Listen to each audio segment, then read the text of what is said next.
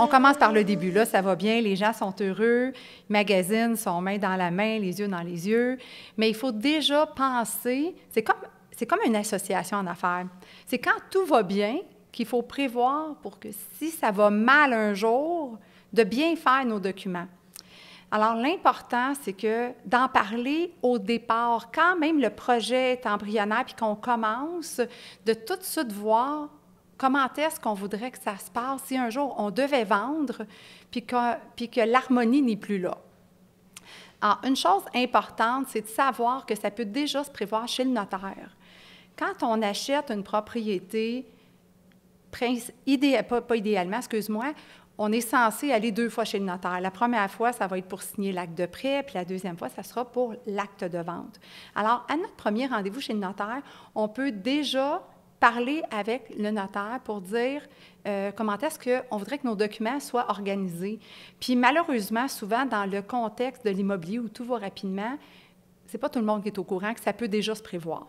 Puis le notaire, il ne conseille pas là-dessus non plus nécessairement? Ou... Non, pas réellement, parce que quand il fait signer l'acte de prêt, il va parler des conditions de prêt avec l'institution financière. Il ne va pas tout de suite vous parler de l'acte de vente qui s'en vient au prochain rendez-vous. Il va vous parler des ajustements des taxes municipales scolaires qui vont arriver, mais pas de ça. Puis c'est aussi un sujet un peu délicat, je crois. Oui. Alors, si ce que les gens connaissent un petit peu moins peut-être à ce niveau-là, c'est qu'on n'est pas toujours obligé d'acheter en pourcentage égaux 50-50. Ça peut être évidemment du 70-30, 60-40. Puis aussi, la mise de fonds qui est apportée, ça peut arriver très souvent que c'est un des 2 acheteurs qui amène la mise de fonds.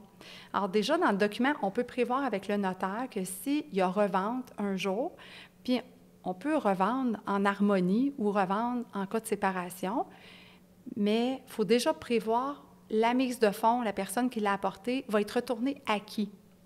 Et ensuite, bon, là, le pourcentage qui peut aussi être complémentaire à ça.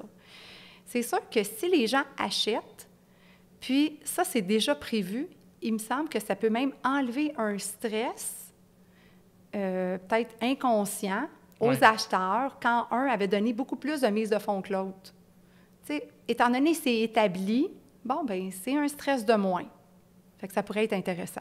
Ça ne devient pas un irritant, justement, si il se met à avoir des tensions, par exemple, dans le couple, puis que là, la personne qui a mis la mise de fonds, elle se met à se questionner là-dessus, puis ça fait juste brouiller les cartes encore plus. Là. Fait que, on enlève cette confusion-là ou ce poids-là de la relation. Là. Exactement, parce que quand ça commence à aller mal, puis que ça n'a pas été préétabli, ça peut être un sujet là, qu'on aurait envie d'apporter sur la table, puis ça apporterait encore plus de stress au couple.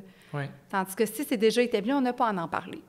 Puis c'est pas le cas habituellement. Les gens, ils n'ont pas le réflexe nécessairement de clarifier ça en partant. Là. Non, puis je dirais que c'est rare. C'est rare que les gens l'établissent. Alors, c'est bien. Ce serait bien d'y penser. Puis c'est pas quand on est rendu en situation de conflit qu'on peut même aller négocier ça.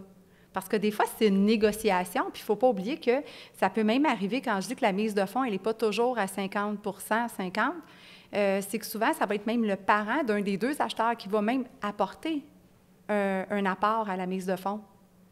Fait que ça peut amener plein de gens dans le conflit là, quand ce n'est pas déjà préétabli, le partage. OK.